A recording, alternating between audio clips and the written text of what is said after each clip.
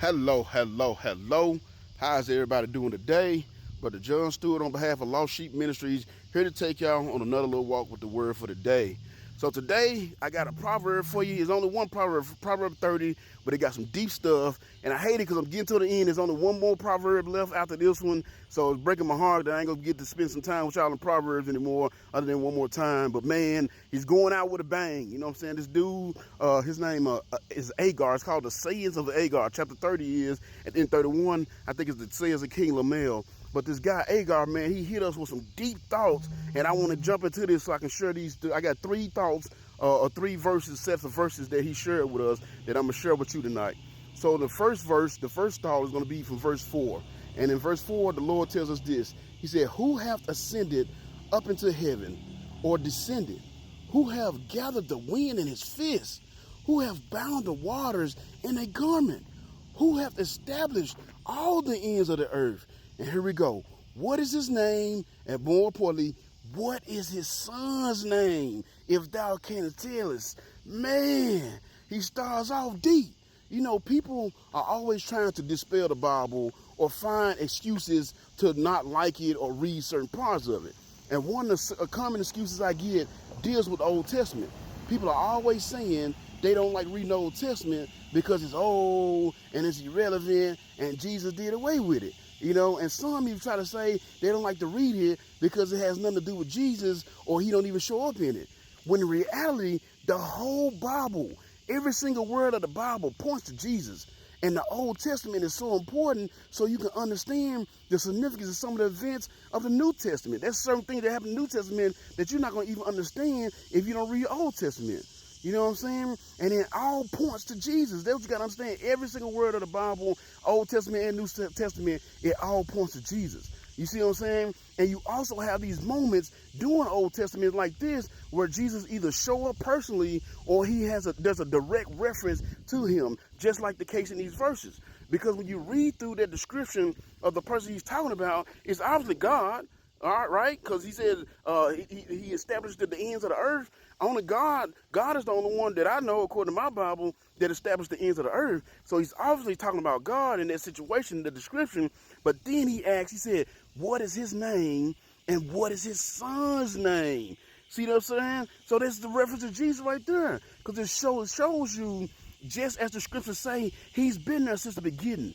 He didn't just pop up in Old Testament like people try to say. And there were a lot of people that say, oh, well, he don't show up to the Old Testament. No, he's all throughout the Bible. And, you know, and that's another time actually in the Old Testament where he shows up and it's clear that it's him.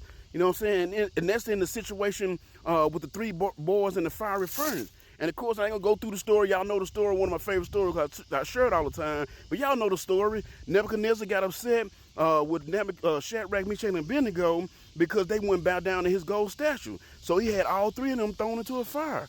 And then a couple of minutes later, what did he say? Like, hey, bro, did we not throw three guys in the fire? And of course, everybody like, yeah, King, we did. We threw three guys in the fire. Then what he say? Then why is there four walking around and they have no hurt? And get this, he said, and one looks like the Son of God.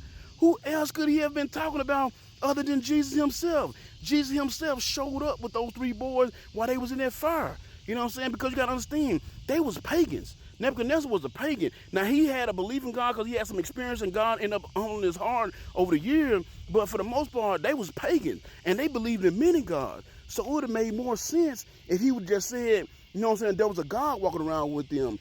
But he specifically said the Son of God, which again indicates that people have been aware of him from the beginning, not just the New Testament.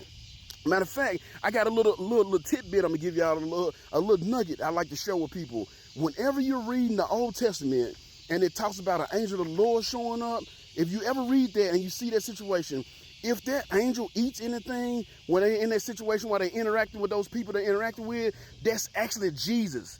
So just remember that every time you read the Old Testament and you see an angel show up and that angel is eating while he's interacting with whoever he's talking about, that's Jesus, because angels don't eat. So don't let the naysayers convince you that Jesus is not in the Old Testament and not all throughout the Bible. You know what I'm saying? What you need to make sure you do so you won't have them make you doubt your Lord and Savior, get in your word and search it out, because if you do, you just put a little effort to searching out, you will find him all throughout the Bible, especially in the Old Testament. Then point number 2 is going to cover verses 7 and 9. He says this. He says two things, and this is beautiful. I love these verses right here, these 3 verses right here. He said, 2 things have I required of thee. Deny me not before I die. Remove far from me vanity and lies. Give me neither poverty nor riches. Feed me with food convenient for me, lest I be full and deny thee and say, who is the Lord? Or lest I be poor and steal and take the name of my God in vain. Oh my goodness, y'all, that is beautiful. That is such a beautiful prayer right there. What a request. Matter of fact, what a beautiful heart this man must have. Because a request like that ain't coming from the heart of someone that don't truly love God. It ain't nobody that don't truly love God that's going to make some kind of request like that. Because think about it. First, he asked to keep vanity and lies away from him. You know what I'm saying? That's crucial if you're going to have a serious walk with God. You know what I'm saying? And that's something that we all should be praying for daily, and especially in today's time. Because with the emergence of AI and social media, we've created a society that's built on lies and fakeness and vanity. Think about it. You can't even get on the internet without somebody lying about where they are or who they with, you know what I'm saying? Or they damn near naked trying to get a few likes. That's vanity. You know what I'm saying? And then you don't even have real artists anymore. You got people that just using AI to create art. You know what I'm saying? So nothing is real anymore, and it's all vanity. So then he goes from there. Then the next thing, his request said, don't make me too poor or make me too rich. Man, again, those are bars. Because you have to think about it. It's when you at your lowest and feel there's no other options that the devil desperately come and start to whisper in your ear. You know what I'm saying? And try to get you to do some stuff that you know you're not supposed to be doing because you're vulnerable at that moment. You know what I'm saying? When you straight, you ain't thinking about robbing nobody or stealing. It's only when you're down.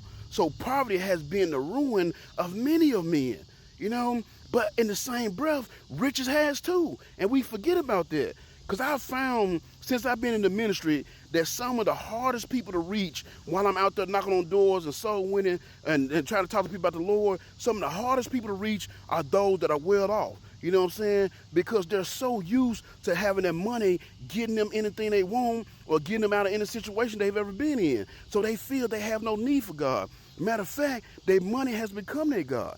That's why Jesus said over in the Gospels, he said, what'd he say? He says, it's easier to get a camel through the eye of a needle than it is for a rich man to get into heaven. It's easy to get you can't even get a camel's hair, a hair off the back of a camel through a needle, let alone hold a camel. You know what I'm saying? But Jesus said it's easier to get a camel through the eye of a needle than for a rich man to get into heaven. And see, this Agar dude, he knew that. So he was acting like, man, don't make me too poor, but don't make me too rich. And then he finishes off with this beautifully by saying, Lord, just give me enough to satisfy my needs. I'm not trying to keep up with the Joneses. I'm not trying to stunt on social media. I just want my needs provided so that I may stay close to you. Gosh, that's beautiful. I love that. And number 3, the third thought from this chapter 30, the sayings of Agar, is number 3, verses 11 through 14. And it says this, the Lord tells us this, he said, there is a generation that curses his father and doth not bless their mother. There is a generation that are pure in their own eyes, and yet it's not washed away from their filthiness. Their filthiness not washed away. There's a generation, oh, how lofty they are. Oh, how lofty their eyes, and their eyelids are lifted up. There is a generation whose teeth are as swords, and their jaw teeth as knives, to devour the poor from off the earth and the needy from among men. Man, is there not prophecy right there? You know what I'm saying? Are we not living in that generation right now? You see it in the stores, and when you're out, you go in the stores, kids are throwing fits and back talking to their parents. I wish I could have did that when I was little. They have no respect for authority. You know what I'm saying? They have no moral code. It ain't even honor amongst thieves no more. And they have no empathy for the poor. They use them in videos doing crazy stuff to get them hurt just so they can get posted likes. You know what I'm saying? And they have a whole month where they celebrate their pride. And you know what? We can't complain. It's our fault because we didn't do what we were supposed to do, like it said on Proverbs 22:6, and train them up in the way they should go. And that has been your little walk with the word for the day. I love you all. Until next time.